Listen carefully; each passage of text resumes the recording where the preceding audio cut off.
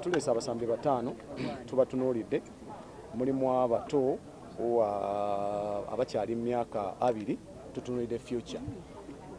Then tuleese Brian Omony nti tubadde tuteeba goal per game naye ate nga tuconcede nga kitegeeza tulina okwongera ku scoring rate yaffe. That's why tuleese Omony ne tuleetako ne ba creative midfielders mu Zaga. Ekisookera ddala ndi musanyufu nnyo